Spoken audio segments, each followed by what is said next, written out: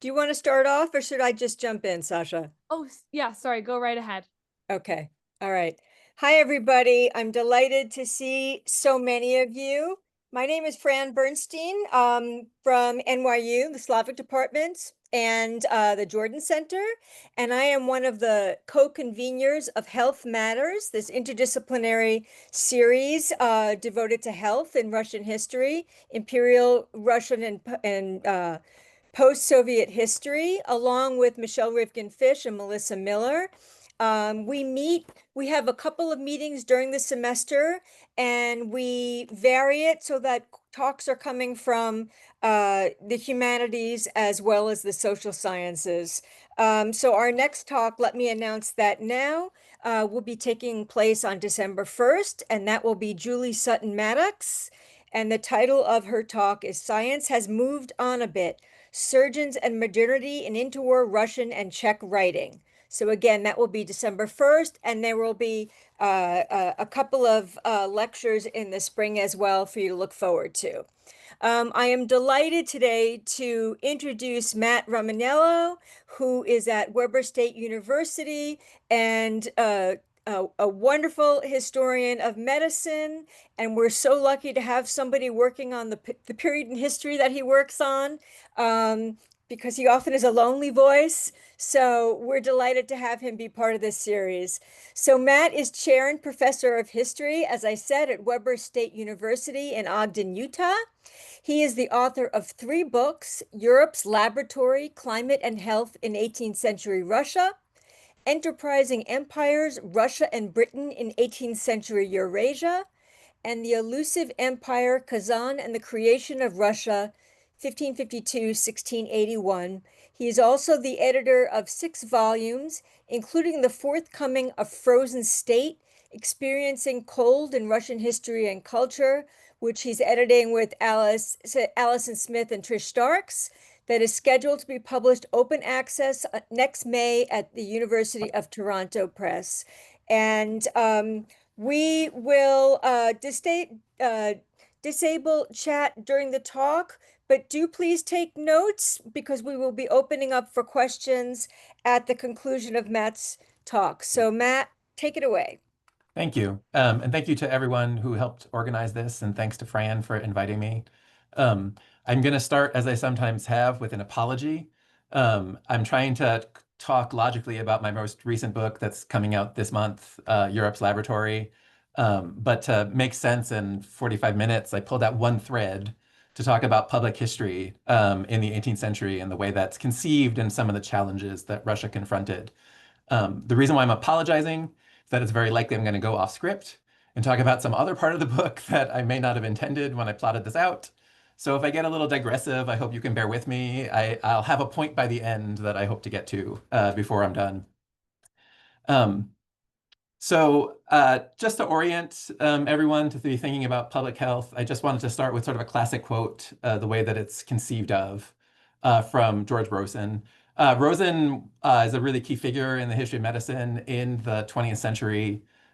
He was trained by the professor who really started history of medicine in the US when he was a medical student at Johns Hopkins University, and then went on to establish one of the most important journals in the field, Bulletin of the History of Medicine, and then was a 20-year editor of the American Journal of Public Health. So he's sort of an authority if this is public health from the top. The history of public health must concern itself with 2 components. One is the development of medical science and technology. Understanding the nature and cause of disease provides a basis for preventative action and control. That's quite often what we talk about in public health, is these interventions against disease to increase life expectancy in particular and the health of the population. That's a lot of what I'm going to talk about today. But the challenge comes from the second part when we're thinking about the 18th century. The effective application of such knowledge depends on a variety of non-scientific elements, basically on political, economic, and social factors. This is the other major strand in public health. And one of the things that I sometimes struggle to explain to people when I'm talking to an audience that's not as familiar with the 18th century is if it's talking about public health, in the 20th, 21st century, we have a clear definition about what it means. In the 18th century, you run into this trap of who is the public and are we protecting them? And it does not mean the same thing to them in the 18th century, in an era when it's a very key issue that's being discussed in terms of Enlightenment ideals and the debates that it affects public policy. Um, how that gets implemented or operationalized is really a different sort of story. So I want to talk about disease control as a way of thinking about the bigger issue about who is the public and are they being protected by these policies that Russia is implementing in the 18th century. So for those of you that don't spend your life talking about disease in the early era, I'm going to give you my 5-minute crash course on thinking about a disease in an earlier period of history. Um, in the 18th century, there's definitely three notions or three different approaches to thinking about disease transmission. How does it move through a population? There's a wave of neo-Hippocratic thinking. By that, we mean people who still fundamentally accept, if not necessarily there's four humors in the body and their balance reflects health, but still accept that diseases come internally and are not from any external source. This is very common. It's the oldest notion in Western medicine. Because of the real focus in the 18th century on climate and environment as being key factors, neo-Hippocratic thought is really a central part of the story in the 18th century, because the way you react in your environment individually within your body is always assumed to be the most likely cause of a disease outcropping. In terms of intervention, it's the one that means you can't do much about it. Because if it's coming from the environment you are, or it's internal, it's not a general policy you could adopt to achieve a widespread intervention, other than perhaps instituting a quarantine to prevent people from going certain places. The new ideas in the 18th century are two that we tend to more commonly know as miasmatic and contagionist. Miasmatic generally means there's some sort of particulate matter in the air that people are exposed to, and from their exposure to that matter, poorly understood and defined, somehow their body adopts a disease. It helps explain how diseases, people can develop similar symptoms across a large population. It's increasingly common for some diseases, as we can talk about, not all, but the idea that it's outside of the body, you're exposed to some substance is very common. Contagionist people definitely think that it moves from person to person. In the 18th century, they're most likely looking for person-to-person contact. I think there's ways that miasmatic and contagionist are not entirely separate schools. The big divide is disease internal or external? If you come out on the idea it's particulate matter, fresh air might be the best solution, high altitude could be a good solution. If you think it's person to person, quarantine to contain certain types of people in certain regions might be effective to prevent widespread exposure. I was taught years ago, these sort of arrive in successive waves, that as one new idea comes out and it's more effective, most people adopt it and disperse the earlier one. What I find in the 18th century is you can see one physician holding all three types of notions. What they accept is it's attached certain diseases are more likely to come from certain types of outcomes. And so you can actually see by the end of the 18th century tables, these diseases are probably internal, neo-Hippocratic. These are from exposure to certain types of air. These are from too many people carrying the disease. They don't think that's a conflict, but each of them comes up with a different need for how you intervene to prevent it. A second part of the disease story in the 18th century is the 18th century obsession with categorizing everything.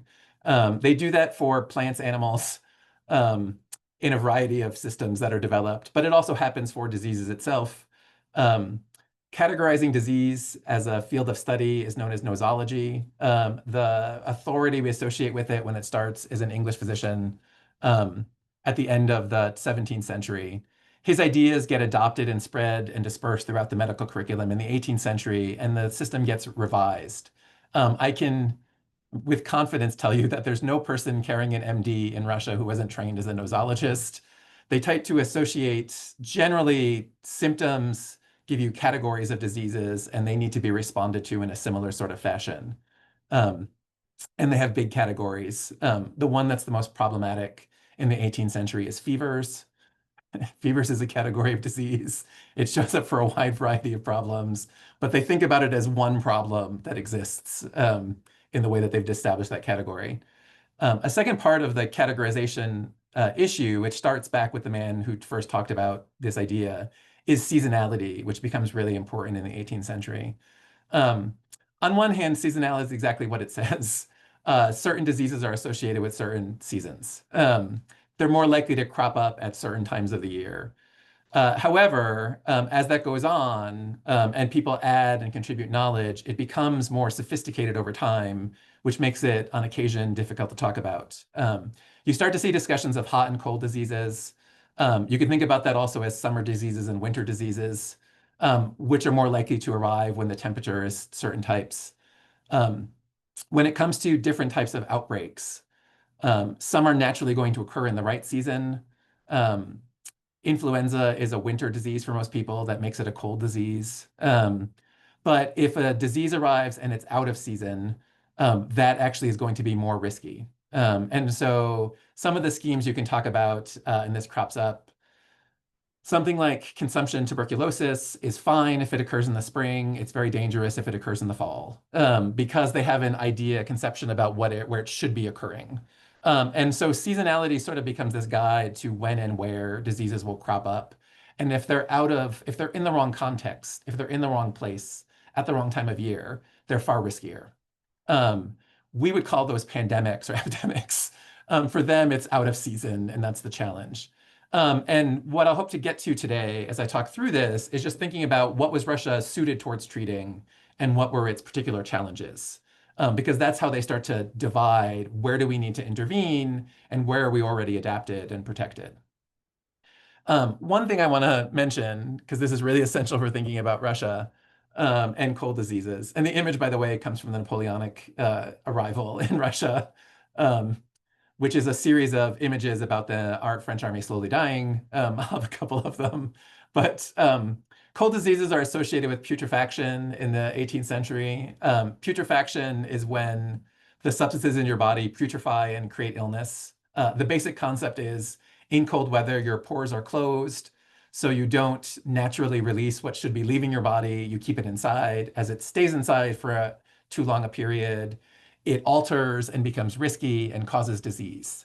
Um, Putrefaction is a neo-Hippocratic notion. It's internal to the body, but the idea of it spreads to explain any sort of disease that crops up in the cold. The good news about Russia being cold space and being sort of predisposed to have putrefaction in their bodies is they do actually use the banya. The banya opens the pores and allows those things inside your body that are trapped to escape. And so that was a very common argument that crops up throughout the 18th century about why were Russians surprisingly healthy since they lived in a really unhealthy place. It's because they developed this system that they always use of going into the bathhouse. And that steam bath gives them this intrinsic protection against many cold diseases. The reason I wanted to mention that specifically is that one of the challenges of an outbreak of a hot disease like the plague is going to the bathhouse doesn't offer any solution because it's set for the opposite thing. And so that's what I mean by there's sort of a built-in system where certain diseases are likely to occur in Russia, but the Russians had already found a method for solving them that treated many of these or prevented many of these symptoms. And that's what I mean a little bit. And so I play with this idea of laboratory in the book. But what is very common in the 18th century is that physicians across Europe, physicians and naturalists working at places like the Royal Society in London, look to Russian physicians working in Russia for solutions to cold diseases. Russia's infamously cold. They must have some sort of solutions already adapted, built into the system that provide them natural protection, the banya being one of them. The 18th century being the 18th century, they don't think everyone can go to the banya because the extreme heat of the banya is risky for some people. If you're in a temperate climate, you don't want to go in a hot steam bath. That's too risky. People who live in cold climates are fine. So it's fine for people living in Scandinavia. It's fine for people living in northern Russia. It could be brought out to Canada, another very cold environment, as a natural solution. But what happens more commonly, I guess, or in addition, I should say, over the course of the 18th century, is physicians from Britain, France, Germany will write to colleagues in Russia and say, have you observed any other natural remedies or solutions or treatments that are available that we could bring when one of these outbreaks happens unnaturally in our climate? And I talk about this throughout the book, and this is just sort of a summary of the things that crop up. Scurvy shows up everywhere. Russia is the natural environment for scurvy. Scurvy is probably the most famous cold disease of the 18th century. Up until the middle of the 18th century, there's a belief there's a difference between scurvy that happens when you're on land in Russia, scurvy that happens when you're over water for the rest of the world. Um, it's actually physicians working in Russia that contribute the evidence that help one British physician write his very famous treatise of scurvy in 1751 that argues, in fact, scurvy is one disease that occurs either land over sea, but from exposure to cold. And so there's a wide variety of Russian case studies built into examples about treating scurvy in the rest of Europe for the rest of the 18th century. People would travel, physicians would travel through Russia. They would observe how peasants were, what sort of preventative measures they happened. There's lots of various formulas for teas, for different herbs, for the types of berries they use that were thought to offer natural solutions towards scurvy, because everyone in Russia should have scurvy all the time. They don't, so there must be something intrinsic in their lifestyle that's providing a solution. So various remedies get floated and then tried in other countries. Um, Arthritis or rheumatism, depending on who's writing about it, crops up quite often. It's a cold disease. It happens to people as they get older, when they get colder, and it happens in cold times of year. So it's a cold illness. So Russians aren't constantly complaining about arthritis. So they must have once again developed a solution that exists in their society that happens. One of the reports that gets published in London specifically says that using pine trees in Siberia to brew a tea is the best possible remedy that's available for treating arthritis. And suddenly Russia's shipping off bits of pine trees off to Britain to hopefully find a solution for their treatment of arthritis, because the assumption is there must be a cure. Um, Influenza is one that shows up. The 18th century is when influenza, as we know it, is sort of becoming a steady label. It's transitional. In traditional disease categorizations, they identify multiple different types of diseases that could be called influenza as they're working their way through the problem. Catarrh is actually still more common as a label for it. In French, they call it the grippe, which eventually is what Russians will adopt. Influenza comes from Italian physicians at the beginning of the 18th century and is more commonly used by the end of the 18th century to describe this disease. And they look towards it's a recurring outbreak. It's not uncommon. So how are Russians responding and treating to this disease gets documented and detailed. There is a major global catarrh pandemic at the time in 1782, and evidence from Russia leads the way in terms of the European discussion about how we're going to respond to this outbreak in the future, because the assumption is they're so familiar with it, they must know what to do next. And I just went back. Let's try to go forward. There we go. All right. And then tuberculosis consumption, as they talk about in the 18th century, I still think is a really interesting case study. The exasperation for European physicians is that the Russians had to have problems with consumption because they lived in a cold environment. So it should have showed up quite often, not unlike arthritis, but there wasn't the evidence of it that existed elsewhere in Europe. And so there is a discussion, is there something going on in Russia's environments throughout the empire, perhaps, where they're doing something consistently that's preventing this disease from happening at the same frequency it occurs in other parts of Europe. Because it should be showing up in a cold environment, not a temperate environment that exists elsewhere. By time a Russian physician finally floats an alternative for this, I'm laughing because it's horrible.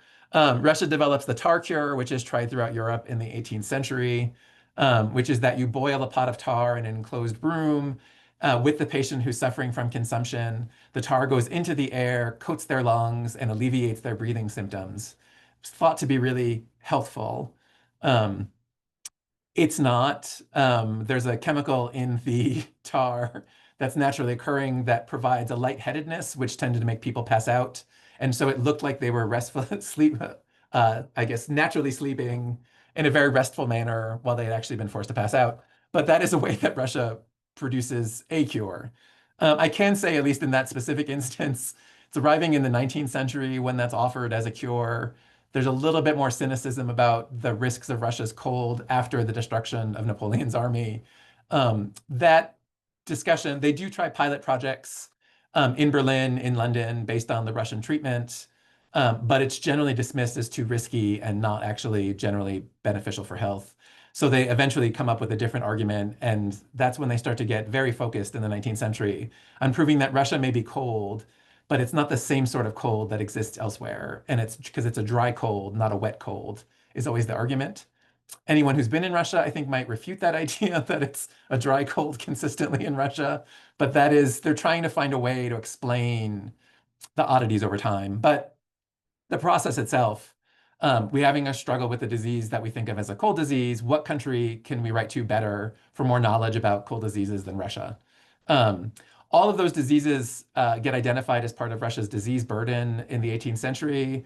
There are people who draw attention to them. The French critics who hate Russia love to talk about the fact that these are things that Russians aren't doing well with.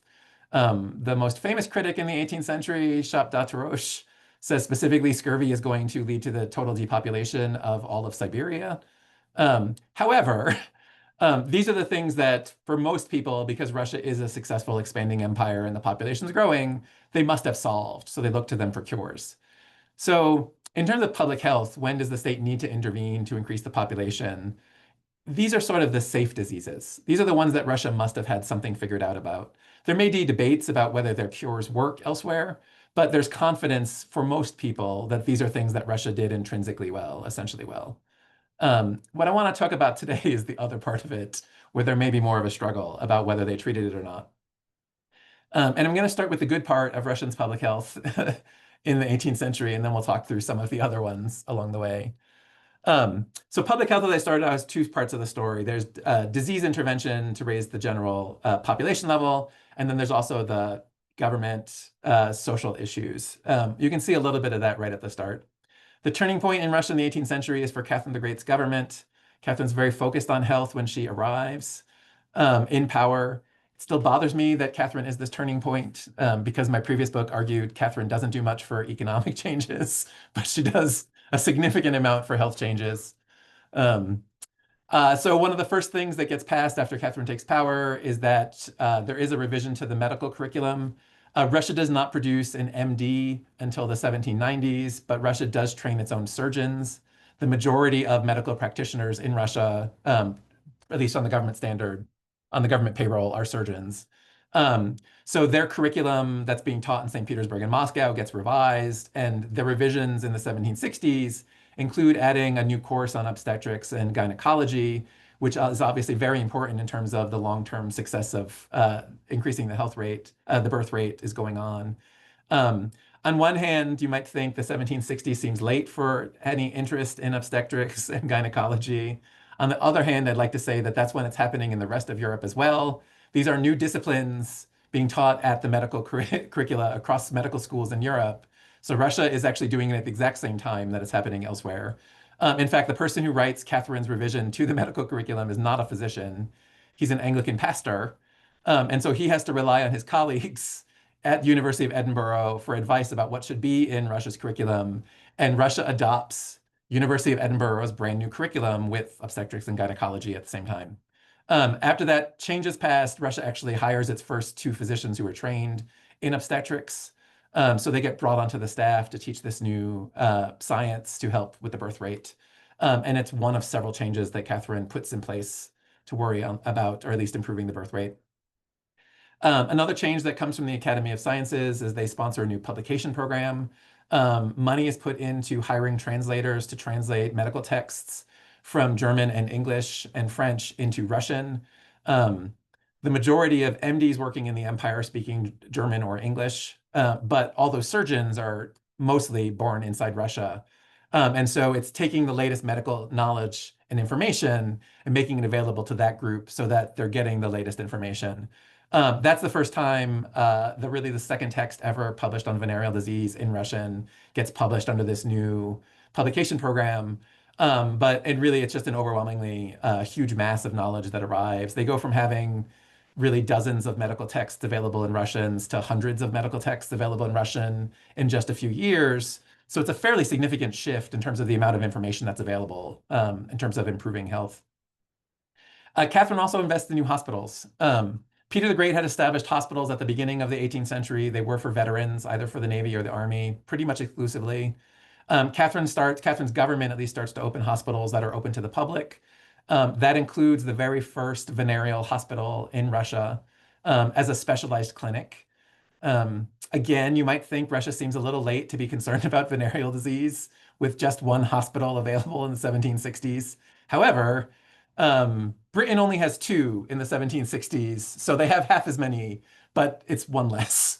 And they're borrowing actually the British model, the London Lock Hospital, the infamous institution that locks up women who are suspected of having syphilis, is the model that gets brought to St. Petersburg right away, where they lock people into the institution and hold them there until they believe they've been treated.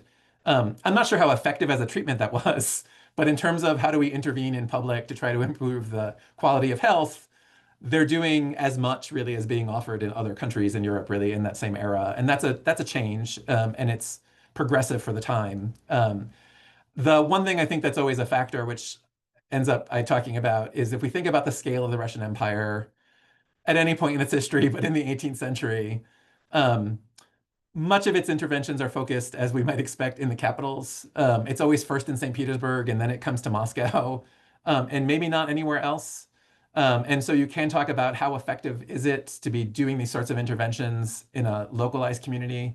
It's not everywhere in Russia. There's better treatment available if you're in St. Petersburg. But I don't actually think it's that far out of context with what we see elsewhere in Europe. There are two hospitals for venereal disease in Britain, and they're both in London, because the only place you can be treated for venereal disease in Britain is London. And so in that 18th century context, I think focusing on the capitals is not a surprise. But it may not be as much as we would hope they would aspire to, at least, because it is very focused that way. So you can check a lot of boxes in terms of the sorts of policies that are getting passed while Catherine's in power in terms of improving public health. They're doing it at about the same time that we see those sorts of developments happening elsewhere in Europe. So they're, if not following, they're almost leading in these cases in terms of what they're doing. But they do have this fundamental problem that's looming in the background. Russia's okay on the cold disease problem, but it's those hot diseases that become more of an immediate challenge for them. And so that's one of the issues that Catherine's government has to confront in the 1760s. What do we do about the hot diseases that are actually impacting the population on a large scale? And so what I want to do with the rest of my time is really talk about the two biggest cases during Catherine's reign. One's on smallpox and one's on the plague. One is relatively successful for the era, one maybe not so much. And then in doing so, I hope to revisit the idea about what does this mean about the way that Catherine's government is understanding who the public is. So smallpox, the better story, I think, in the long run. As you may know, so Catherine's government hires a British specialist in the latest treatment for smallpox. That's Thomas Dimsdale. He's hired in 1768 by the Russian ambassador who goes out to visit him from London, hires him on the spot, and then ships him off to Russia. Dimsdale's claim to fame was he was one of the earliest practitioners in Britain who used this new method of variolating patients for inoculation, which we call the Suttonian method. The person who develops it, Sutton, Daniel Sutton, he publishes it. His clinic is very successful. It has far fewer deaths in the variolation process than a regular old Turkish-style variolation, as they thought about it. Sutton's preparations for how you treat a patient are very elaborate. It actually involved regulating the diet of a patient for a series of weeks to make sure that their health was in perfect harmony before they did anything else. When they were getting ready to cut open the skin to put in a pox to expose the patient, they switched over towards medicines. There's a lot of mercury compounds that had to be given. Once the infection starts, to regulate it and control the fever, the patient's supposed to be kept in a cold room, given cold drinks, given also some more mercury powders to make sure that everything's coming out of the body that's possible, because they thought this was really important. And that was Sutton's success. Dimsdale is one of the first two people in Britain to say, actually, Sutton's wrong about everything we call the Sutton method. The only thing that actually mattered is you're kept in a cold room. And then you can just repeat it, and it doesn't matter what else you're doing to the patient. Part of the appeal for the Russian government is Sutton offers a really cheap version of variolation. And at least in his early trials, it was no less successful than what Sutton himself promised, but far more affordable. The medicines are incredibly expensive that Sutton was advocating for. But Dimsdale runs this, he gets hired on the spot. I do absolutely think because Dimsdale publishes a text in Britain that proclaims him as the best, most capable physician who can use the Suttonian method, even better than Sutton, is also part of the appeal. If Catherine's going to invest in smallpox treatment, she really did want people to notice. It wasn't going to be a quiet process. She wants it advertised about how great Russia's doing on its intervention. And he comes with a track record of publishing, which Sutton himself didn't do. Um, so when he gets to St. Petersburg, Sutton, I mean, Dimsdale moves into the palace and lives at court. His son, who was a first-year medical student, runs the clinical trial and just communicates with his father about what's happening at the clinic. Their first experiment, they get sent 2 pages from the palace that get experimented on. They get put into a cold room, exposed to the fresh pox. They get mild fevers. They recover very quickly. It's declared a success. Dimsdale wants to progress slowly to make sure they're not risking Catherine's health or Paul's as heir to the throne. And so they try a second group, which was 4 more pages from the palace and then Catherine's personal maid, to see if it works as well on a male body as well as a female body. Catherine was not going to be variolated using pox from a boy. It had to be from a girl because that was thought to be less risky in the long run. The second group is a failure for Dimsdale. None of them actually had the infection after they were exposed. Dimsdale concludes it's probable that though they didn't remember it, they must have been exposed to smallpox earlier in their life. And he wanted to run a third trial before they tried Catherine and the rest of the court. Catherine apparently says no, she was willing to risk it. And so they gather up at the clinic a group of children, boys and girls from St. Petersburg, expose them to smallpox, let the rash develop. They take one of the girls at night, blindfolded, bring her to the palace, cut off a pox from her body, put it into Catherine, ship her back to the clinic. Agree they can't possibly tell the girl's parents that she was taken from the clinic for 2 days, because if they revealed where she went, it was possible the family might ask Catherine for something, and that was not going to happen. So the process had to be kept anonymous. It's just a casual kidnapping where they were not going to tell the family that the daughter was removed from the clinic. Catherine does get she gets the infection. She recovers quickly. It's called a success. And then some members of the court follow suit in her immediate wake. But the trial is successful enough, and Dimsdale was successful enough supervising it, that he gets the freedom to establish other clinics in the country. So within a couple years, there's smallpox clinics established also in Kyiv, Moscow, Kazan the next year, and then as far out as Irkutsk by 1770. Irkutsk was supposed to be heading out to variolate nomads. There was concern that an outbreak of smallpox along the trade routes with China would be very detrimental. So you can actually see there's variolating going on against smallpox in Nerchinsk. Within the next couple years, physicians came out from Irkutsk to treat them. So it's spread across the empire. On one hand, I'm going to be, if we think that there's 5 clinics operating in the Russian Empire, the idea they're going to cover the country in an efficient manner is not great. It's just simply not possible for where they are. But if you know that, in fact, variolating to prevent smallpox is illegal in France in 1770, then it seems a little bit more radical. It was too risky to be practiced in France. It gets voted down by the government. It is ongoing in Britain on a small scale. But what Russia's already trying is actually quite advanced in terms of intervening against smallpox, which is very devastating when it's left unregulated.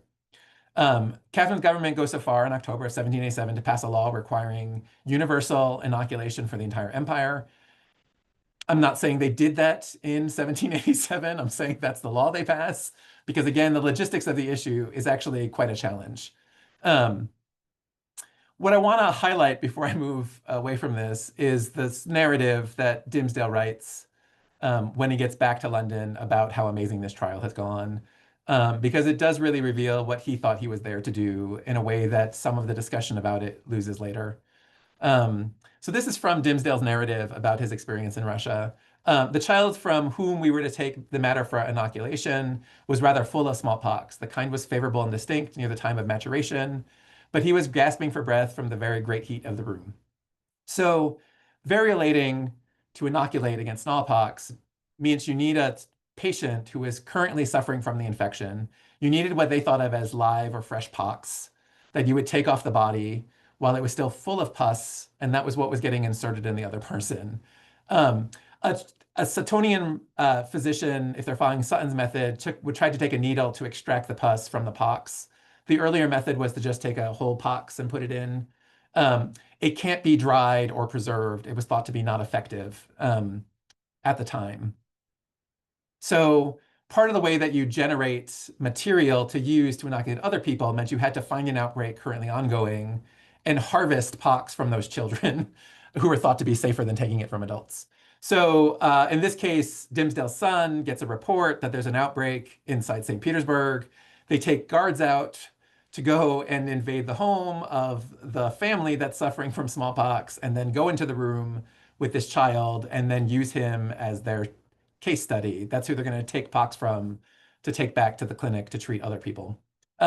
So when I approached the bed to take the matter for inoculation, a woman who I was soon informed was the mother of the child threw herself on her knees at my feet and her forehead to the ground, her arms over her head in this posture, made a plaintive cry in a language I did not understand, presumably Russian. Shocked at the thought of being considered a murderer, which is what she accuses him of, I entreated the surgeon to inform the woman that I not on any account would undertake so wicked an employment as to deprive an innocent child of his life. Consent is not a concern in this process.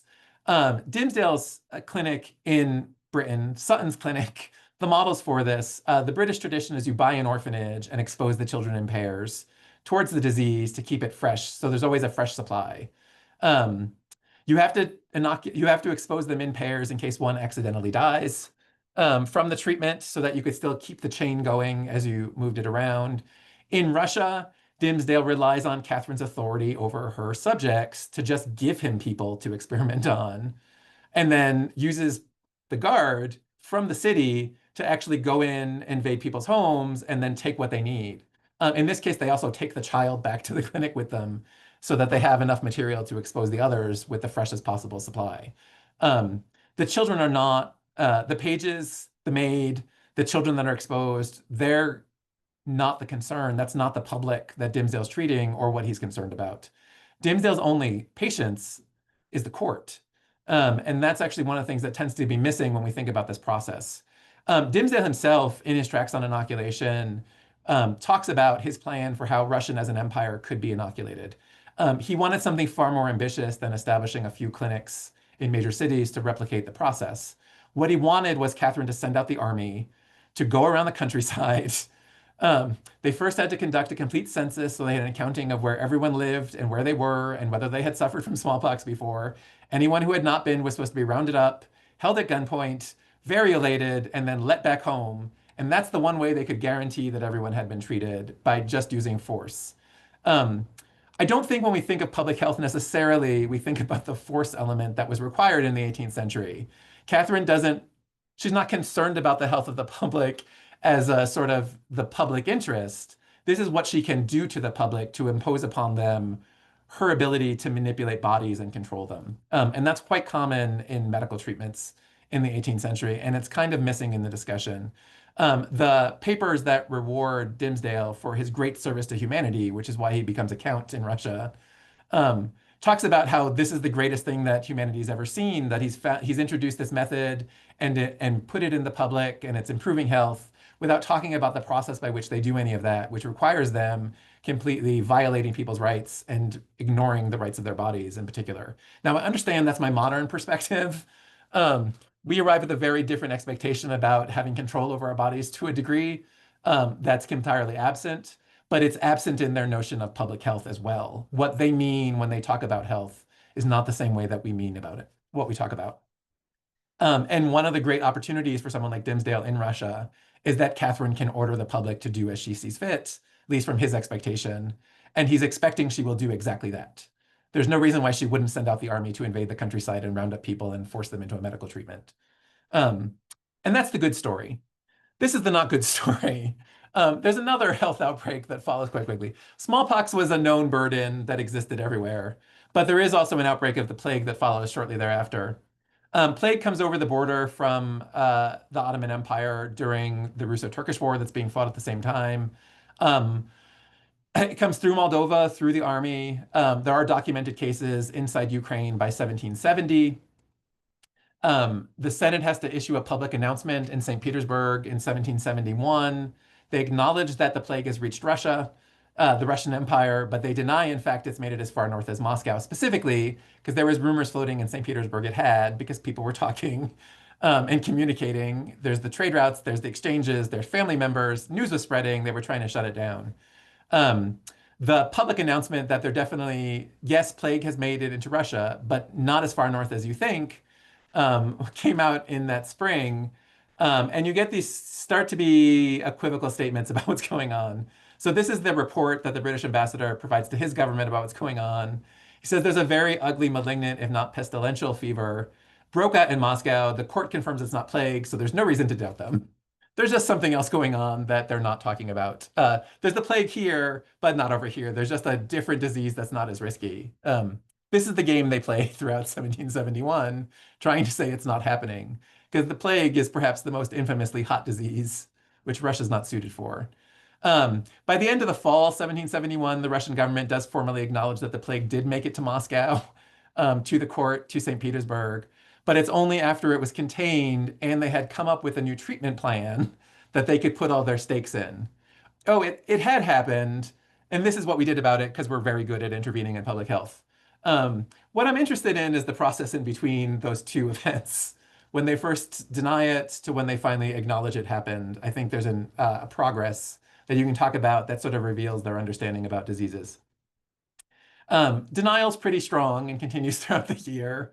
It's like they're going through the stages of grief. Denial comes first. So this is from the end of the summer in 1771. And again, it's a report from the British ambassador. As to the plague in Moscow, which is what everyone's been calling it in the city, it never existed. Though many principal inhabitants of the city have deserted the town, and the government, for complicated reasons of policy, established a quarantine. The city was locked up. The wealthy people fled back to St. Petersburg in good plague fashion, but it definitely wasn't the plague. The miserable poor, the only rank affected by the pestilential fever, are exposed to the precautions of the police, which would be very ludicrous were they not extremely tragical, and fatal in great numbers. At the end of his report about what he thinks is happening, based on what he's been told by the court and Catherine herself, the ambassador concludes this distemper, which from a similitude of some of the symptoms has given the alarm as plague, draws its origins not from Egypt or Turkey, but from America. And he's relying on everyone's understanding of seasonality for this comment to make sense. It's not a hot disease drawn from the south, from the Mediterranean world, where the plague is still endemic and circulating. It's actually something very different. It's a cold disease that's come through Russia's connections with, through the North Pacific to North America. The reason why that's really important, and yes, something like an influenza, which travels that way, does generate high fevers and can sort of produce similar types of symptoms to what we think of comes with plague, not the buboes, which is the problem for this argument. But Russia is innately adapted, already suited towards dealing with an influenza, because that's a natural disease to be occurring and also for them to survive. That's what suited the Russian environment. So this isn't a foreign invader that's unnatural in this environment that's risky. It's actually a very normal occurrence that happens quite often and should not be a concern, regardless of the reports you might be getting. I still think it's a little weird because this is at least the third outbreak in Russia during the 18th century. It's not an unknown problem, but it had been quite some time since it made it as far north as Moscow, which is what they're responding to. The issue is that as they get more information about what's going on in Moscow in the fall of 1771, continuing to deny that it's the plague gets increasingly challenging. The most infamous example of that is when news of the plague riots from Moscow reaches St. Petersburg. So here's a report that's read to the British ambassador from his favorite correspondent, who's Count Orlov, who's feeding him gossip from the court.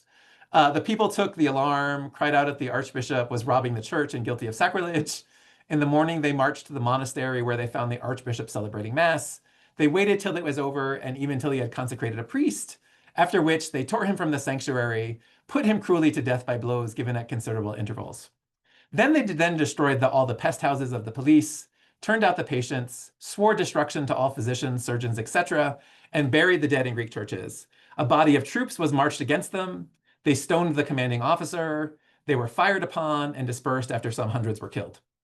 So The consequences are rather dramatic. The crowd, tired of being arrested and locked into pest houses, plague quarantines, revolts, kills the archbishop, kills the commander of the local army.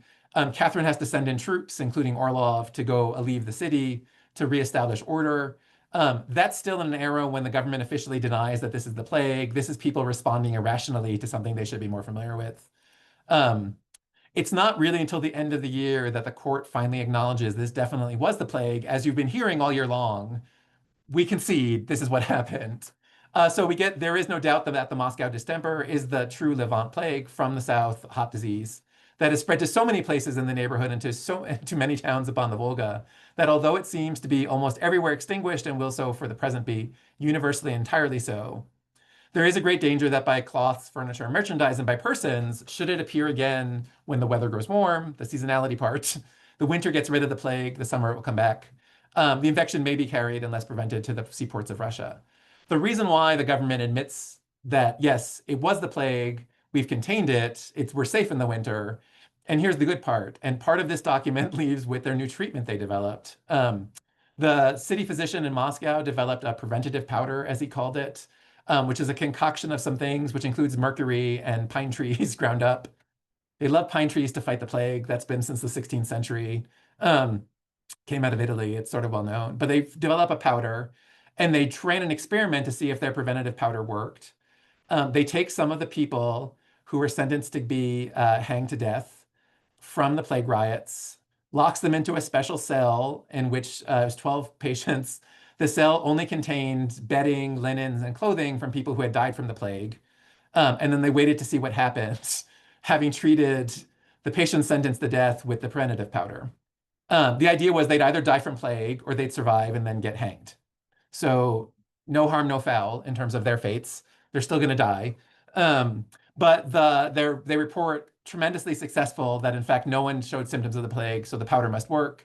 And so in this report is, yes, it was the plague, but as long as we keep using this preventative powder on all the substances and people traveling, we can guarantee your safety. And that's how they tried to sell it as a victory for their treatment options.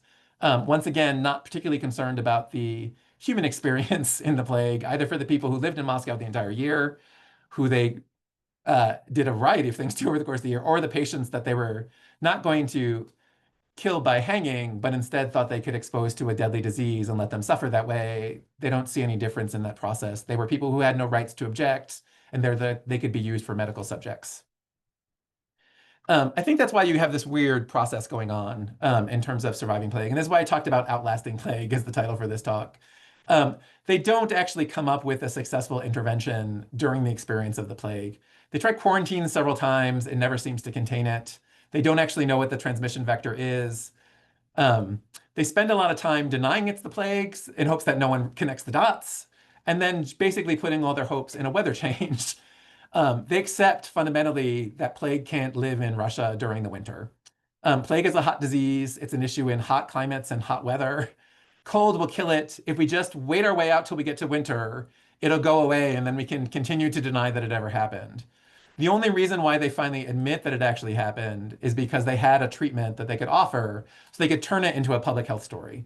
We now developed a successful intervention. Look at this great innovative solution we developed, and we're sharing it with all of you because we're just leading the way out on treating this disaster of a disease.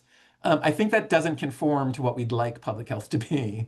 And that's sort of what I want to end with. They simply try to let's just outlast it. It's the great thing of Russia, right? The country's so big, you can always find space to get past it. But that doesn't really work. And the challenge for me as a historian from the modern era looking back is their notion of what public health is and how it works is very different than what I would expect, because I have a different feeling about who the public should be. And what I think is really happening in Russia is that it's not, and it's working itself out everywhere to a degree, the Enlightenment and its notion about who the public is and protecting them hasn't taken hold yet. And so who they're working for is not the population we might expect. And so we can sort of think about Russian public health during the Catherine era. And Catherine undoubtedly is making many positive interventions that are improving the health, especially in the capitals. I concede that. The the hospitals, the publication commitment, increasing education, increasing knowledge among medical practitioners, those are all really good things. Bringing in new treatments and practices, that's really positive. The smallpox inoculation might be limited, but even then, it's far more progressive than what's happening in most parts of Europe, so they can proclaim it as a massive success. Um, Catherine freely admits in her correspondence with Voltaire, many people are resistant to the idea of inoculation because it's so new and untrustworthy, but she was committed to it, and she was using some of her powers to implement it, at least initially, by establishing the clinics and making it available, which were getting used regularly. People who came and visited and went through the hospitals are always really impressed by the number of beds set aside for people being inoculated, at least in Moscow and in St. Petersburg. And so those are really positive things that I think conform to our expectations about how public health works. Um, yes. And then, of course, turning to Russia's physicians for their treatments for cold. Russia apparently had cold handled, so there's some positive feelings about how they can make these positive interventions of what they're doing. Russia's population wasn't dying off at the rate that was expected from them being in an inhospitable climate. So obviously they had managed through their habits, lifestyles, food choices to come up with solutions, and everyone was looking to Russia for that advice. But I think the problem is the other part that's part of 18th century medicine. It's when they do face a challenge, what are the choices they make and who are the people affected by it and how are they impacted by it? There are a lot of victims towards Russia's health interventions in the 18th century. They're rounding up children, they're kidnapping them to treat smallpox patients. Technically, I don't know if that's better or worse than buying up an orphanage and using those bodies. I don't think that maybe that's a line I can't navigate. It's a similar process. It's actually a reflection of how few rights peasant children have in Russia, that they more or less are being treated as if they were orphans elsewhere who could be purchased, is very much part of how that process is being navigated. And then I think when we look about what's going on with the plague and the way they basically just throw up their hands and hope to survive it, I think we have an equal problem in terms of what they hope. The wealthy people, the nobles were all saved by fleeing the city ahead of the quarantine. It's then what does the state do in terms of managing the population that's left behind in Moscow, where we see their choices, and many of those choices tend to be far more violent than we might expect. And I think that's it gives us an idea to sort of think through about how a notion of public health is developing and does not work sort of as we expect. I think it's a larger discussion than you might first anticipate about how public health works. But I think for me, thinking about the cost and the real experience of people living through this era tells us something, it gives us a different understanding about how it's working and how genuinely it's as much of a struggle as implementing some of the more famous ideas. It's not just that Catherine canceled the legislative commission, she's also doing things to the public in a certain way because she likes the PR of we intervened against smallpox, but she doesn't want to talk about the cost. And I think that's also part of the story. Thank you. Thank you, Matt. And That was absolutely amazing. I'm sure lots of people have questions, so do please add them to the chat. And I will start off reading. Polina, you have your hand up. Was that for a question or? Yes, let me just read the one that we have in the chat and then you can follow and then Susan after you, Polina. So this is from Zarab Sulabaridze, whose microphone isn't working.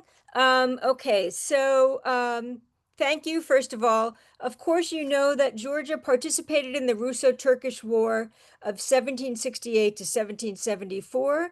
I just want to emphasize one fact. In 1772, Russian troops were sent to liberate the Poti fortress in West Georgia on the Black Sea from the Ottomans. This campaign collapsed because Colonel Sukhotin didn't pay attention to the climate of Western Georgia. Many soldiers died from malaria and hundreds more became ill. They had no medicine, hygiene, and practically nothing to prevent disease. So would you care to comment on that? I think that's actually, there's a couple of things I think that I could talk about it. One is that sometimes lost in the conversation is that Georgia, closer to closer to the Ottomans, actually already had a mechanism of variolating that predates anything that Russia does. And so one of the things they weren't risking entering that era to a certain degree was exposure to smallpox. And in fact, the people working in Dimsdale's clinic came from Georgia, and then also but because there was knowledge about how to do the process there already. I don't think that always gets the credit it should, The second part is I think Russia does really badly with hot diseases. And I've talked about, I have an article that's out in process looking at the early 19th century and when cholera crosses the border. And I think there is this intrinsic challenge that the Russian government doesn't predict when they head south, that the disease burden, the endemic issues in the background are quite different than what they expect. And it takes a long time before they gather the evidence and experience to actually be able to do better than they do initially. So I think that example, I think, is typical of what happens when Russia heads south.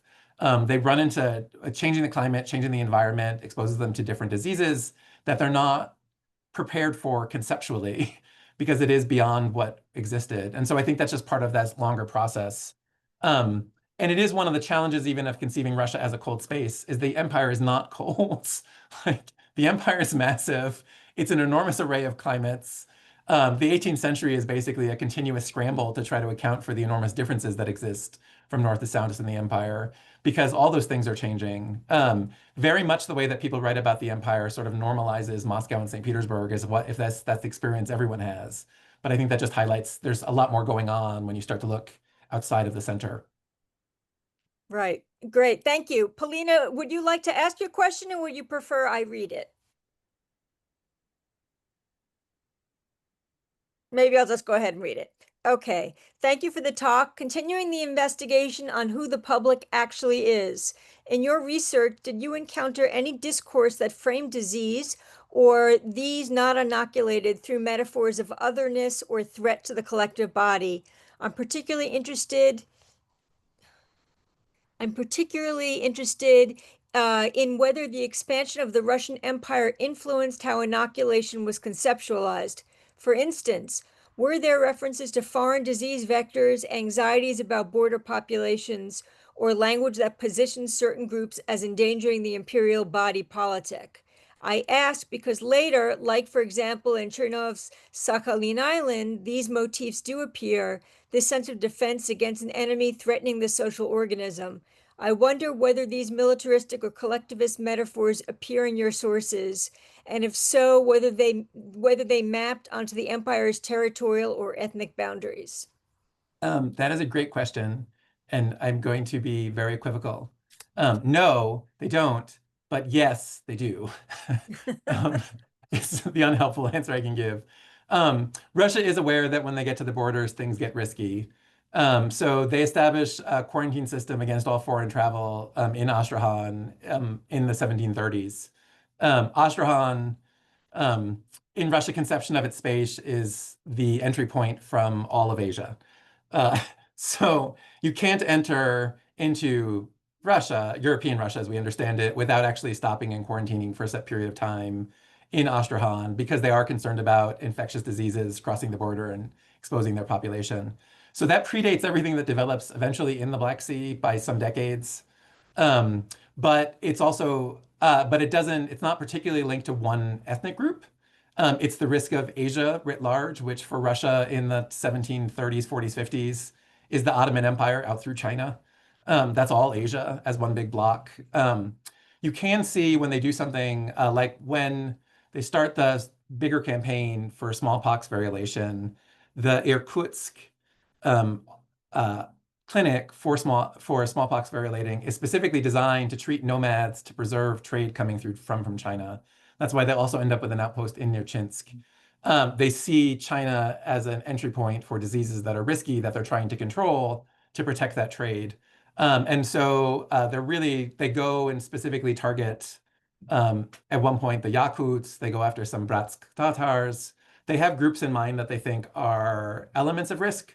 I haven't seen a discussion specifically that says these are the problem. I get that's where I sort of think I don't the sort of metaphors or otherness I don't think is there.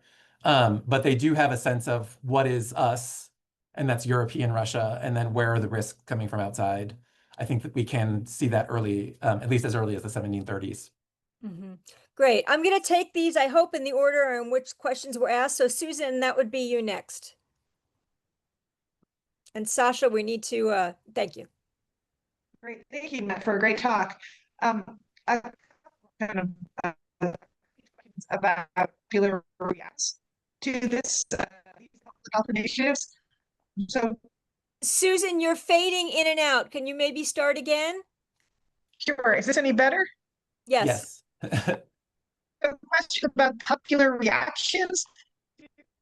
These so so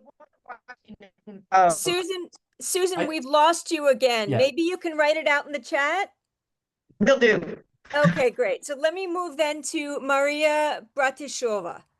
I guess I will read this one. Thank you for the lecture. Two questions. One, you mentioned a few times that the public health establishment enforcement was different from what you expected. What were your expectations when you started working on the book? And then a question on gender. Why were vaccines from girls safer than ones from boys?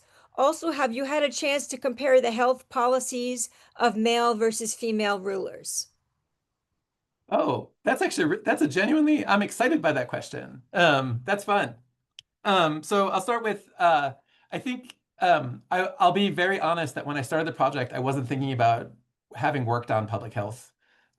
So because when we talk about public health from people like Rosen that I started with, you're generally talking about a 20th century phenomenon about rising population and all the successful interventions we can manage. Um, when you as I worked on it, when you're talking about health interventions, especially interventions against disease, which I talk a lot about in the book, public health is the right language to be using. But there is far more of what I now would still call, and it's early for saying this, there's a Malthusian understanding of the population and the risks it runs. And there's that problematic conception that comes from, greatest good for the greatest number. They're more than willing to sacrifice a portion of the population to protect others. I don't think modern public health, 20th century public health that I learned when I talked about public health is based on, okay, what part of the population will we sacrifice to save the part of the population we like?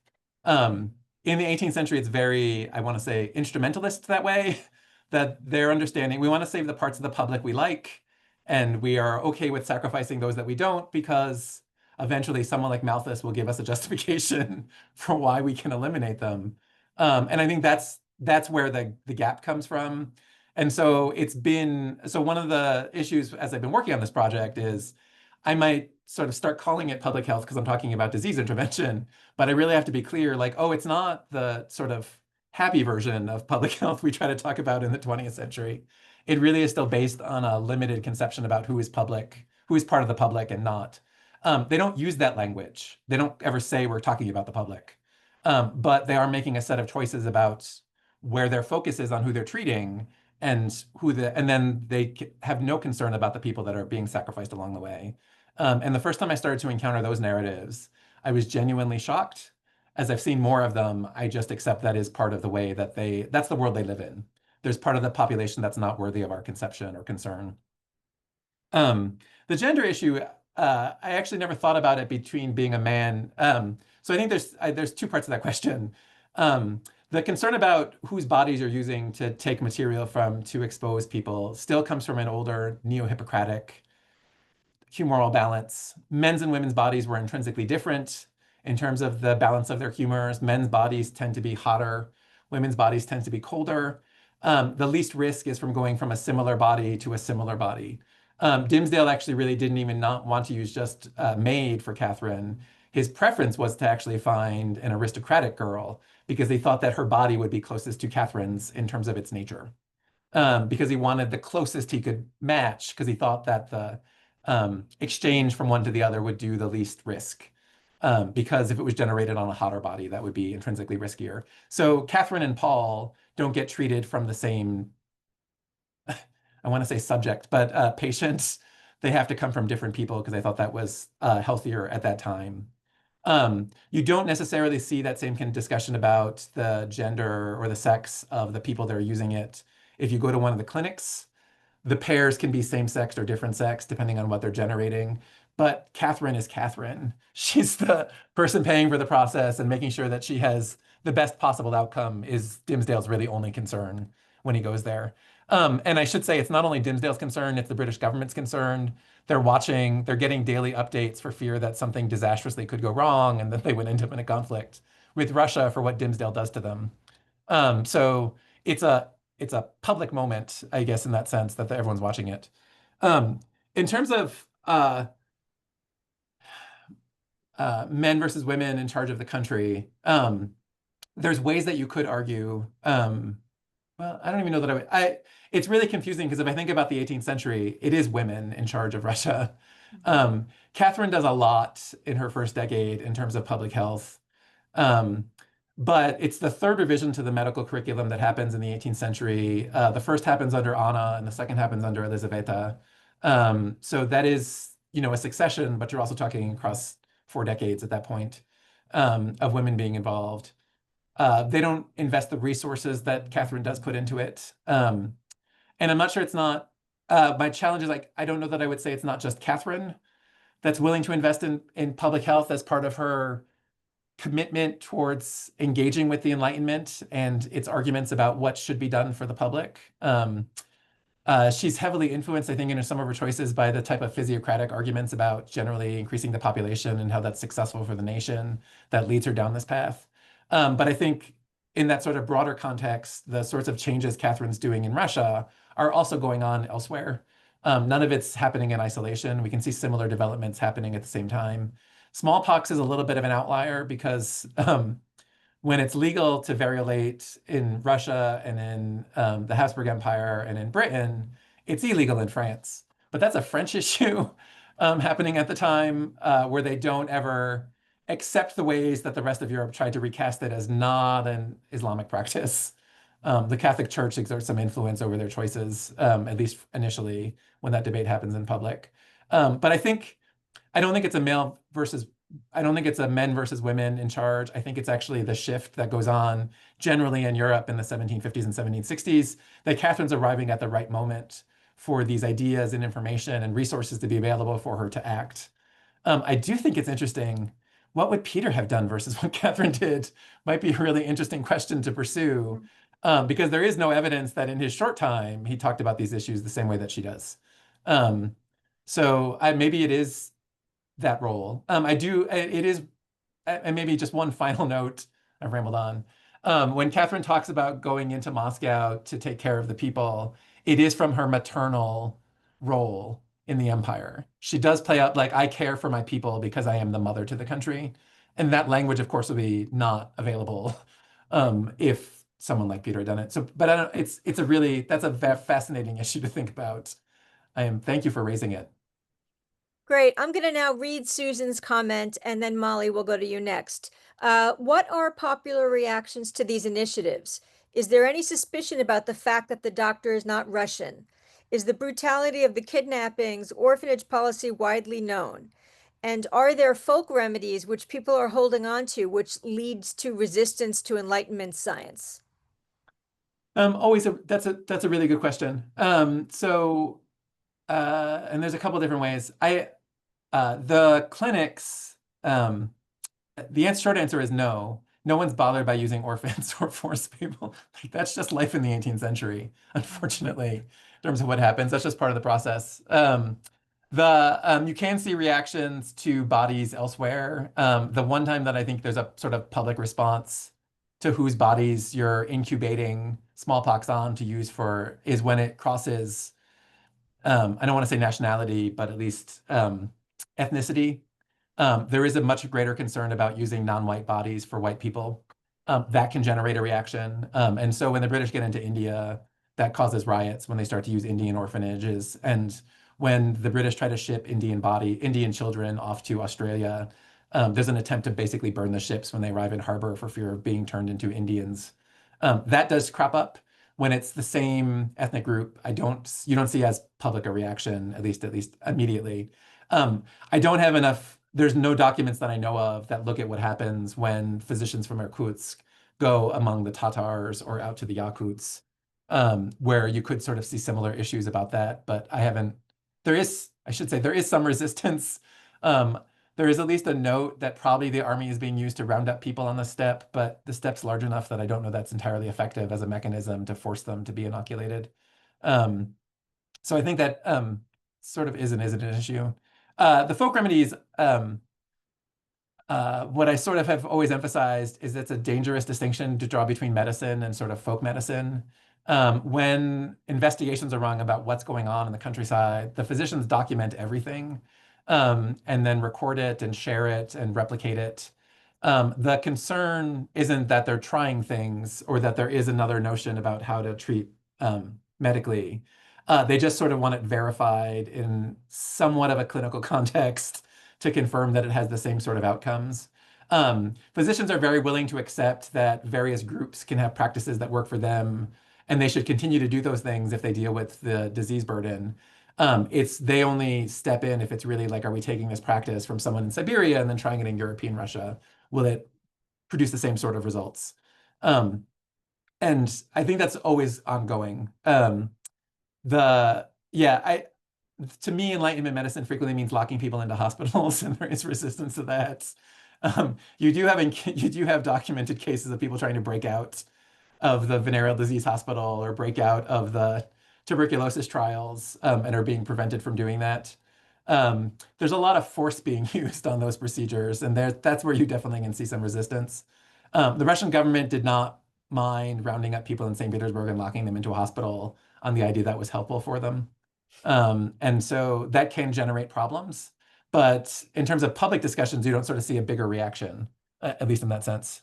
The Moscow plague riots are a reaction towards the plague treatments as well. I mean, so um, there definitely is a reaction. It's definitely not always positive, but it's because a lot of these treatments that are being offered by the state come through force. I think that's where the issue is, more than the treatment, if I was going to try to answer that. And everybody's experimenting on children. That's not something Yes, that's it's just specific to Russia. Smallpox, rabies, all of that stuff happens yeah, on children. it's their total lack of regard about it is still and then at the same time, when they're looking at mortality rates, they're concerned about children's death rates. Right. So, but there's that issue that once they get past the concern, like if they're past 1 or 3 in Russia when they're tracking them, then it doesn't matter what you do to them. Like we are just watching those early years to see how well we're doing with the care of our children. Then we Mhm. can start experimenting on them. Right, right. Molly, you're next, and then Ikari, and then Piotr. Hi, thank you so much. My internet is unstable, so I'm going to leave my camera off. Can you hear me? Yes. Yes. Okay, great. Matt, thank you so much for this really informative talk. There were so many interesting themes and threads that I want to pull on.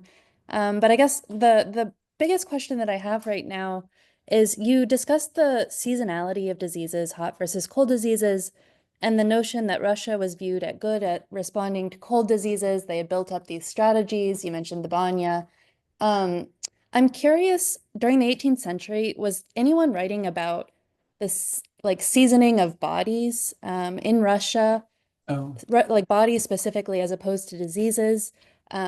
Was there the Russian response to or ability to handle cold diseases seen as an embodied response, or just did they just have good strategies for responding to it?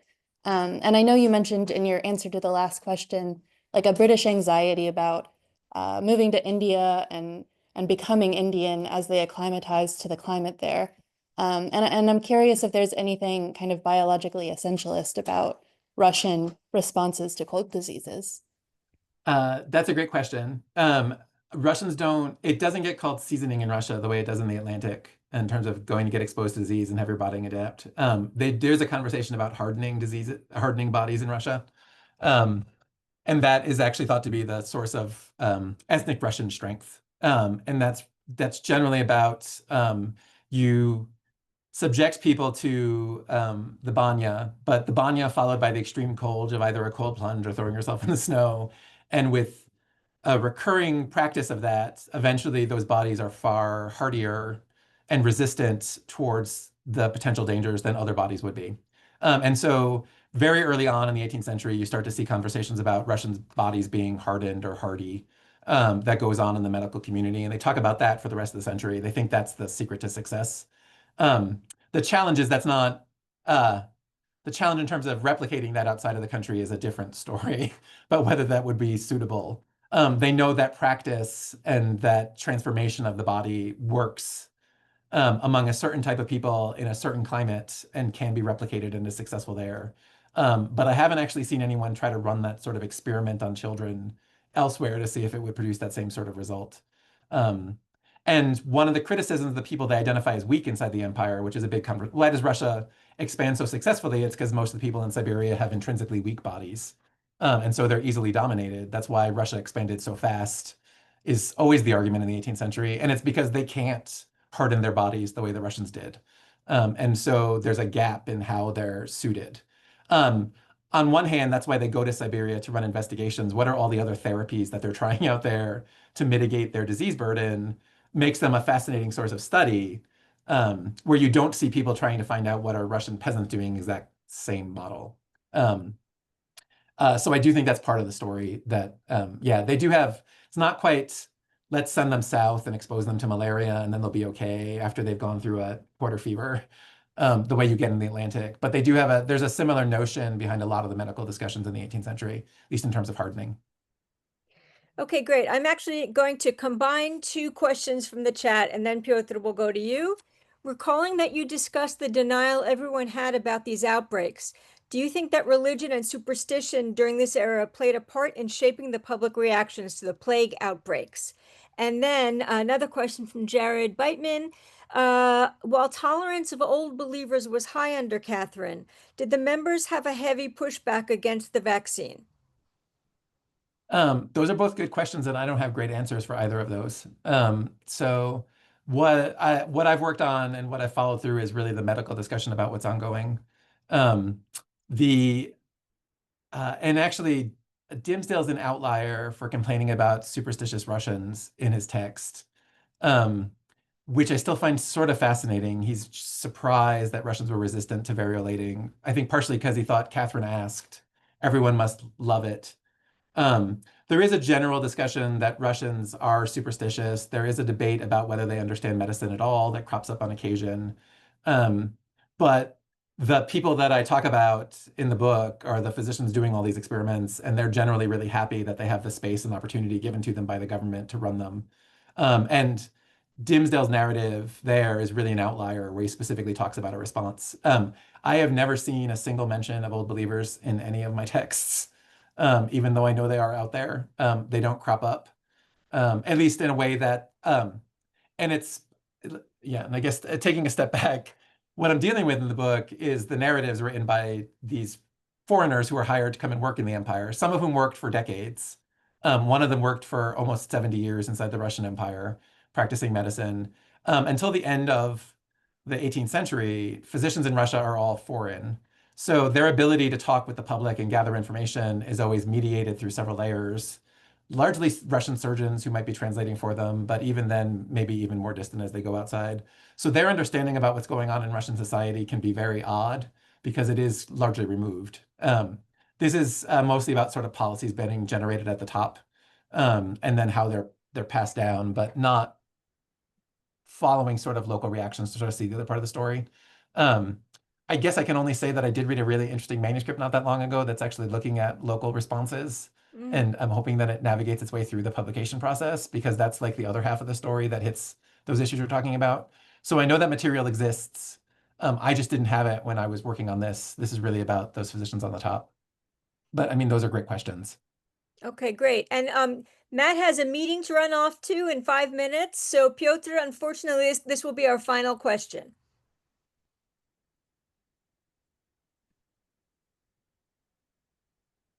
One sec. Sasha, can you? You should be able to unmute now. There we go. There you go. Thank you. My question is, Pushkin writes about Catherine the Great and her reign in Captain's Daughter.